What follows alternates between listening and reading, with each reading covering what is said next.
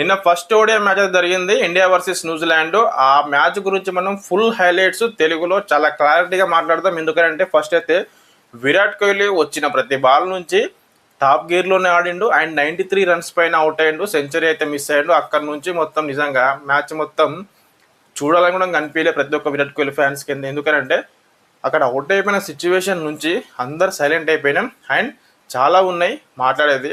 చాలా మంది కూడా న్యూజిలాండ్లో చాలా కొత్త ప్లేయర్స్ ఉన్నారు. అండ్ న్యూజిలాండ్ నుంచి కూడా చాలా మంచి బౌలింగ్ అండ్ ఫీల్డింగ్, చాలా మంచి కెప్టెన్సీ అయితే జరిగింది. అండ్ మన ఇండియన్స్ నుంచి కూడా బౌలింగ్లో కొంచెం ఎక్కడో ఒక దగ్గర అయితే కొంచెం చాలా వీక్నెస్ అయితే కనిపించింది నాకైతే. అండ్ దీని గురించి ఫుల్ క్లారిటీగా మనం ఈ వీడియోలో చాలా మాట్లాడదాం. అండ్ ఇంకెందుకు ఆలస్యం, లెట్స్ గో.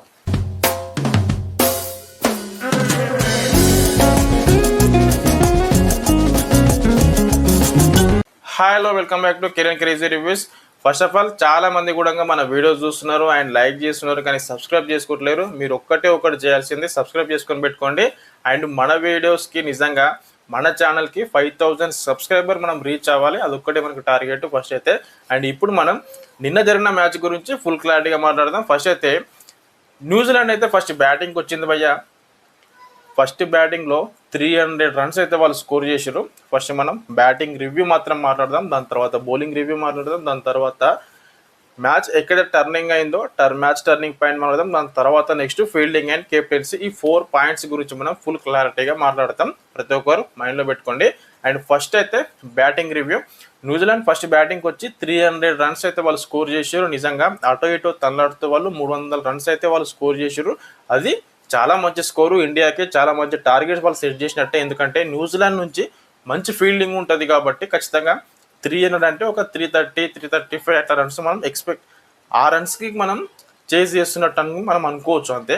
అండ్ న్యూజిలాండ్ నుంచి మంచిగా ఆడిన ప్లేయర్స్ ఎవరంటే first starting Devon Conway and Henry Nicholls and Daryl Mitchell. వీళ్ళ ముగ్గురు నుంచి చాలా మంచి పర్ఫార్మెన్స్ వచ్చింది. ముగ్గురు హాఫ్ సెంచరీలు చేసారు. అండ్ డేర్లీ మిచెల్ 84 రన్స్ చేసిండు. అండ్ దాంతో 300 రన్స్ అయితే వాళ్ళు స్కోర్ చేసారు భయ్య. ఇదైతే న్యూజిలాండ్ బ్యాటింగ్ రివ్యూ. అండ్ ఇప్పుడు ఇండియా బ్యాటింగ్ రివ్యూ గురించి మనం మాట్లాడదాం. ఇండియా బ్యాటింగ్ అయితే నిజంగా రోహిత్ శర్మ కానీ, శుభ్మన్ గిల్ కానీ, విరాట్ కోహ్లీ కానీ, శ్రేయస్ అయ్యర్ కానీ, కేఎల్ రాహుల్ కానీ, అండ్ లాస్ట్లో వచ్చిన హర్షిత్ రాణా కానీ, వీళ్ళందరి నుంచి చాలా మంచి పర్ఫార్మెన్స్ వచ్చింది భయ్య. అండ్ మెయిన్గా మనం మాట్లాడేది విరాట్ కోహ్లీ అండ్ శుభ్మన్ గిల్. శుభ్మన్ గిల్, విరాట్ కోహ్లీ నిజంగా ఇద్దరు క్రీజ్లో ఉన్నప్పుడు శుభ్మన్ గిల్కి అసలు ఏం ప్రెజర్ లేదు భయ్య. నాకైతే కళ్ళకైతే మంచిగా కళ్ళకచ్చినట్టు కనిపించింది. శుభ్మన్ గిల్ అలాంటి ప్రెజర్ లేదు, చాలా మంచిగా ఆడిండు. సిక్సర్లు కూడా మంచి స్కోర్ చేసిండు, బౌండరీ కూడా మంచి స్కోర్ చేసిండు. దాంతో హాఫ్ సెంచరీ అయితే రీచ్ అయ్యిండు శుభ్మన్ గిల్. నిజంగా శుభ్మన్ గిల్కి ఎంతో నెగిటివిటీ ఉంది ఇప్పటి వరకే, కానీ ఈ యొక్క హాఫ్ సెంచరీతో మాత్రం ఖచ్చితంగా కెప్టెన్ నాకైతే ఆడిండు భయ్య శుభ్మన్ గిల్. ఇక్కడ నుంచి కొంచెం అదే పాజిటివ్గా కంటిన్యూ అవ్వాలని చెప్పేసి శుభ్మన్ గిల్కి నేనైతే అనుకుంటున్నా. అండ్ ఫస్ట్ వచ్చిన ఓపెనర్ రోహిత్ శర్మ గురించి మనం ఆడకపోతే ఎట్లా భయ్య చెప్పు. రోహిత్ శర్మ కొట్టిన 4 కానీ కొట్టిన 6 కానీ చాలా మంచిగా అనిపించింది, కానీ అన్ఫార్చునేట్లీ అవుట్ అయిపోయిండు. లేకపోతే ఖచ్చితంగా రోహిత్ శర్మ నుంచి మళ్ళీ విరాట్ కోహ్లీ నుంచి మనం సెంచరీ చూస్తుండే. అండ్ విరాట్ కోహ్లీ ఏం ప్లేయర్ భయ్య, వచ్చిందంటే చాలు ఖచ్చితంగా రికార్డులు బ్రేక్ చేసి పడేస్తాడు, రికార్డులు సెట్ చేస్తాడు.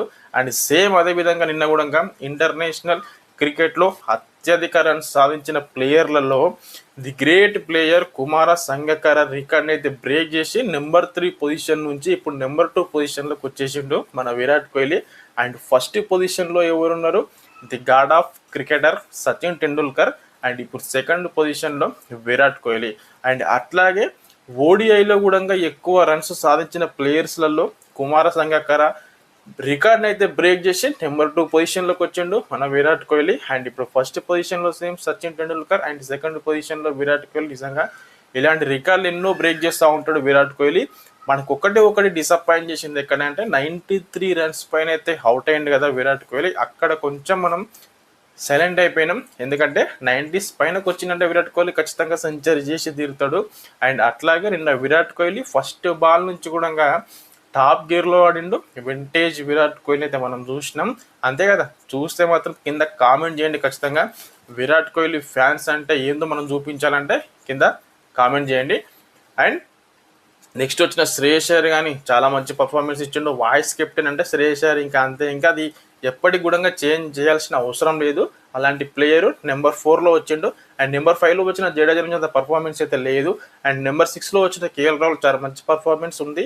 అండ్ 4లో ఒక 6 కొట్టిండు. అండ్ దాని తర్వాత వచ్చిన హర్షిత్ రాణా కూడా చాలా మంచి బ్యాటింగ్ అయితే చేయగలిగిండు. అండ్ ఆల్రౌండ్ పర్ఫార్మెన్స్ అయితే ఉంది హర్షిత్ రాణా నుంచి.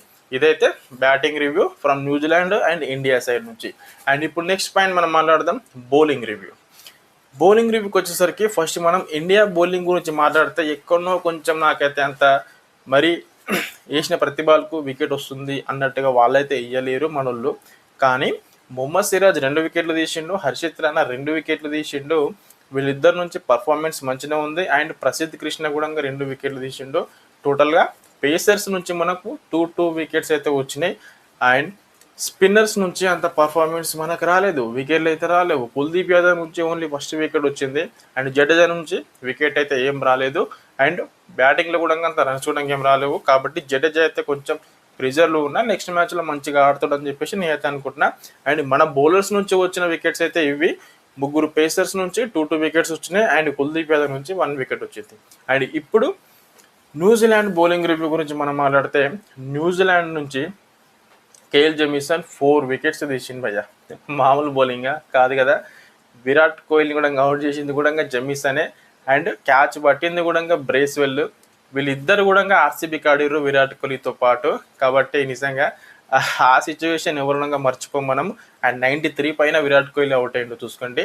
అండ్ కేఎల్ జెమిసన్ నుంచి మంచి పర్ఫార్మెన్స్ ఉంది, 4 వికెట్స్ అయితే తీసిండు. చాలా మంచి బౌలర్ కేఎల్ జెమిసన్ కూడా. ఇదైతే బౌలింగ్ రివ్యూ.